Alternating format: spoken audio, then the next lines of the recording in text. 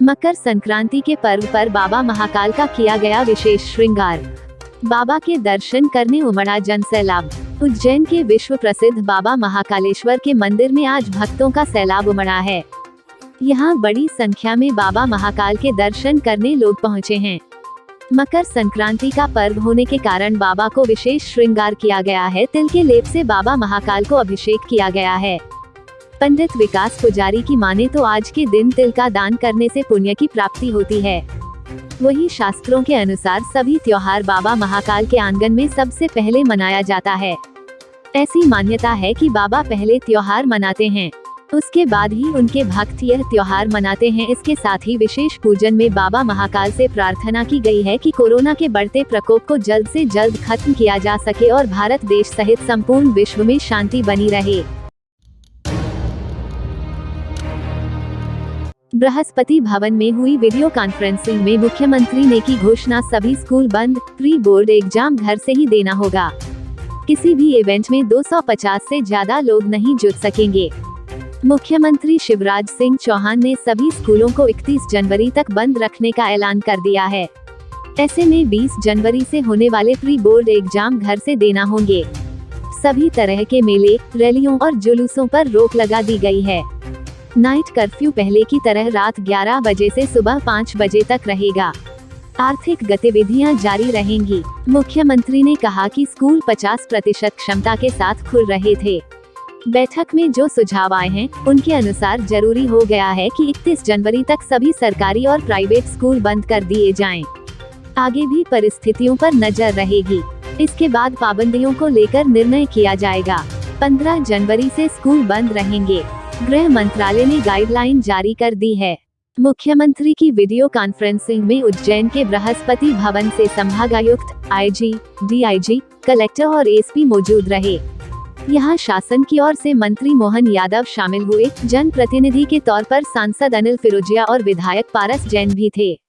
जी ने वीसी ली और जिसमें सभी पंचायत तक के हमारे अधिकारी, कर्मचारी और जनप्रतिनिधि जुड़े हुए थे और उसमें माननीय मुख्यमंत्री जी ने सभी को ये बोला है कि जो क्राइसिस मैनेजमेंट की टीम है उसको वापस एक्टिव करें और ज़्यादा से ज़्यादा जांच करें ताकि जो भी संक्रमित हो वो तुरंत हमको पकड़ में आए और हम उनका ट्रीटमेंट कर सकें।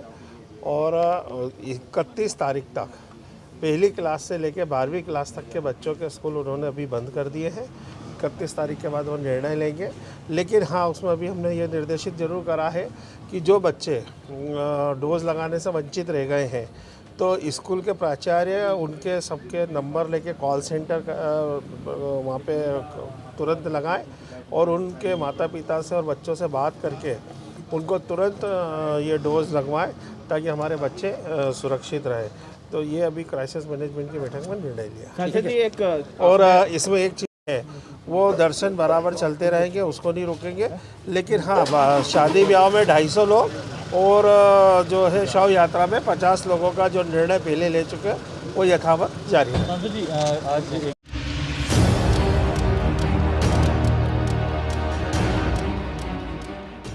विधायक पुत्र करण मोरवाल के खिलाफ कूटरचित दस्तावेज के मामले में केस दर्ज कराने की मांग लेकर कलेक्टर कार्यालय पहुंची दुष्कर्म पीड़ित युवती। कांग्रेस विधायक मुरली मोरवाल के पुत्र करण मोरवाल के खिलाफ कूटरचित दस्तावेज को लेकर केस दर्ज करवाने की मांग को लेकर दुष्कर्म पीड़ित युवती शुक्रवार को कलेक्टर कार्यालय पहुंची एवं पुलिस के भी वरिष्ठ अफसरों से मामले में प्रकरण दर्ज करने की गुहार लगाई। कलेक्टर द्वारा कराई गई जांच में यह बात साबित हो चुकी है कि करण ने बड़नगर में डॉक्टर से झूठे दस्तावेज बनवाए थे। गौरतलब है कि विधायक पुत्र करण के खिलाफ अप्रैल 2021 में कांग्रेस की महिला नेत्री ने दुष्कर्म का आरोप लगाया था। मामले में इंदौर पुलिस ने केस दर्ज कर 6 महीने बाद शाजापुर के मैक्सी से करण को गिरफ्तार किया था। फरारी के दौरान करण ने युवती के आरोपों को झूठा साबित करने और खुद को बेकसूर साबित करने के लिए बड़नगर के डॉक्टर से कूटरचित दस्तावेज बनवाकर कोर्ट में बताया कि युवती जिस वक्त की घटना बता रही है उस दौरान वह बड़नगर के अस्पताल में भर्ती था। मोरवाल ने बड़नगर अस्पताल का भर्ती पर्चा हाईकोर्ट में पेश किया था। इस पर आपत्ति लेते हुए युवती ने न्यायाधीश से आग्रह किया कि इन दस्तावेजों की जांच कराई जाए। कलेक्टर द्वारा कराई जांच में उक्त दस्तावेजों फर्जी पाए गए। इस पर कलेक्टर ने डॉक्टर को निलंबित कर दिया था। युवती का कहना है कि करण मोरवाल ने अपने पिता विधायक के रसूख का लाभ लेकर कुचर्चित दस्तावेज बनवाए हैं, तो इस मामले में करण मोरवाल के खिलाफ विभिन्न धाराओं में अलग से केस दर्ज किया जाना चाहिए। युवती ने बताया वह 3 महीने से एसपी, एडिशनल एसपी सहित वरिष्ठ अधिकारियों से गुहार लगा चुकी है, लेकिन कार्रवाई नहीं हुई। अब भी यदि इस मामले में कार्रवाई नहीं की जाएगी तो वो मुख्यमंत्री आवास के बाहर पहुंचकर आत्महत्या कर लेगी। देखिए 3 महीने से मैं आवेदन ही दे रही हूँ और मैंने ये तथ्य बताए भी थे कि फर्जी डॉक्यूमेंट्स बना है बड़नगर के सिविल हॉस्पिटल में। इसके बारे में पुलिस ने जब कार्रवाई करी तो कलेक्टर साहब ने खुद ने कार्रवाई करने के बाद उसमें पाया गया है कि वो फर्जी डॉक्यूमेंट्स पूरी तरीके से बनाए गए, वो करण मोरवाल ने बनाए। लिखित में है मेरे पास में, कलेक्टर साहब की सिग्नेचर है। अब उसको 2 महीने हो गए फिर भी कार्रवाई नहीं हो रही है। मैं 3 महीने से आवेदन दे रही थी इंदौर में भी। इंदौर के बाद मैं उज्जैन में आई क्योंकि उज्जैन में ही सिविल हॉस्पिटल मतलब जो बड़नगर का है वो आता है।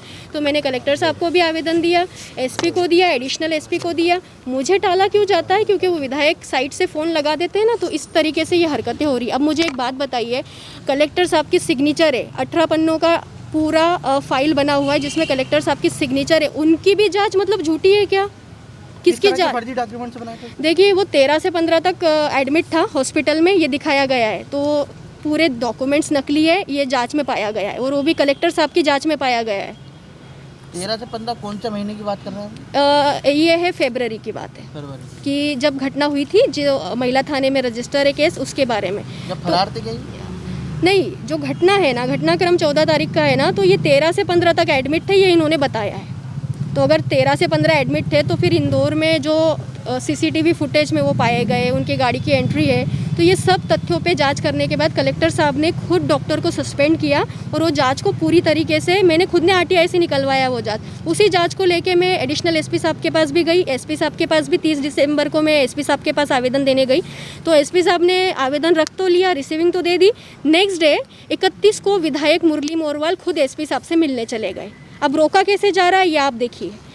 मैंने अभी आपकी आईजी साहब से चर्चा हुई, उन्होंने बोला कि नहीं बिल्कुल होगी, इस पे जांच होगी, ऐसा उन्होंने मुझे कहा है। डॉक्टर को निलंबित कर दिया है, उसके बाद वो हाई कोर्ट पहुंच गए हैं, तो क्या मानते हैं? हाई कोर्ट नहीं पहुंचे हैं। डॉक्टर को निलंबित करने के बाद एफआईआर बनती है। कानून क्या कहता है? आप रजिस्टर करो केस, 420, 468 ऐसी अन्य धाराएं भी लगेगी, क्योंकि करण मोरवाल ने ऐसे जो डॉक्यूमेंट्स बनाए वो छोटी मोटी जगह यूज़ नहीं करे, डिस्ट्रिक्ट कोर्ट, हाई कोर्ट और सुप्रीम कोर्ट तक यूज़ करे। जब उसमें कोर्ट में मैंने लिया है ऑब्जेक्शन, इसीलिए तो आज ये जांच हुई है। जांच ऐसी थोड़ी हो गई। कोर्ट में जब आपने ऑब्जेक्शन लिया तो क्या वो पाया गया ना, वो सारे तथ्यों पे बहस हुई है, इसीलिए तो कस्टडी में था ना वो 2 महीने तक। नहीं, फर्जी डॉक्यूमेंट्स को लेकर क्या कोर्ट ने निर्देश दिए? कोर्ट ने यही निर्देश दिए थे कि जांच होनी चाहिए, तो जांच हुई, कलेक्टर साहब की जांच हुई है पूरी प्रॉपर, और उसी में पाया गया है कि फर्जी डॉक्यूमेंट्स है, पर उसके ऊपर एफआईआर के लिए मुझे भटकना पड़ रहा है। आपकी भटक क्यों रही? आप भटक इसलिए रही हूँ, विधायक है ना। कोर्ट क्यों नहीं जा रहे? देखिए कोर्ट में मैंने 91 का आवेदन लगाया है, जिसकी हेयरिंग भी होगी,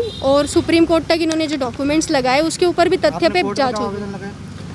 अभी दिसंबर में, कब हियरिंग होने है? अगली तारीख को, 18 तारीख को। पर उसका मेन तो ये है ना, देखो कोर्ट का मामला है, कोर्ट स्तर पे तो मैं चल ही रही हूँ, पर आवेदन देने के बाद कार्रवाई होना ये किसका काम है? पुलिस प्रशासन का। वो क्यों हाथ बचा रही है? सांसद महोदय ने भी उस दिन 30 तारीख को फ़ोन लगाया था, और ये बड़नगर के टीआई साहब ने भी जांच पूरी कर ली थी, जो डॉक्यूमेंट्स उन्होंने निकलवा लिए थे सर्टिफाइड। अब आगे क्या करेंगे आप?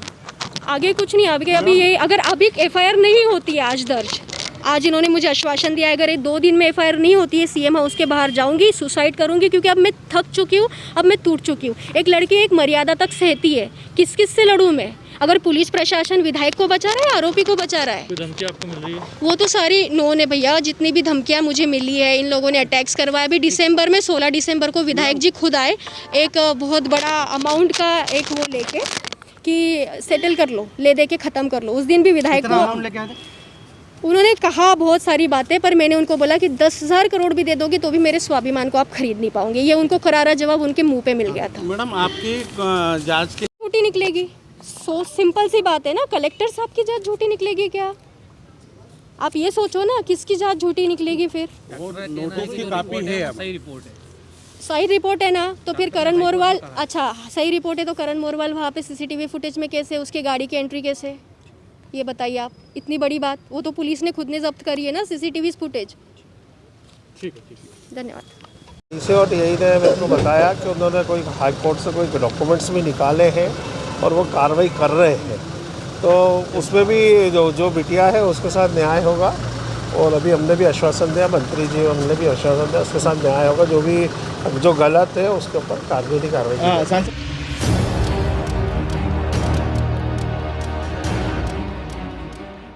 दिन भर रंग बिरंगी पतंग उड़ाकर और शाम को आतिशबाजी कर युवाओं ने मनाया मकर संक्रांति पर्व।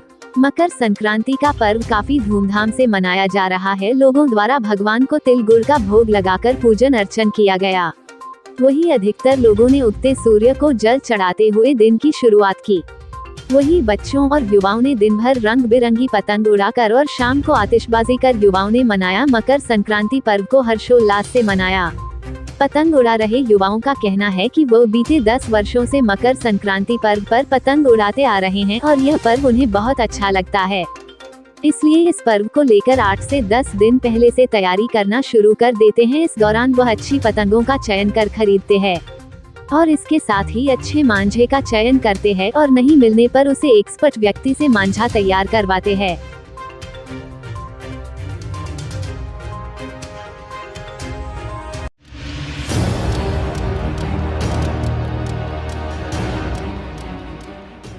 जय सिन्हपुरा से चारधाम जाते समय चाइना डोर से महिला की उंगली कटी, 2 टांके आए। दिव्या पति रवि वर्मा 25 वर्ष, महाकाल निवासी जय सिन्हपुरा मायके से महाकाल ससुराल जा रही थी।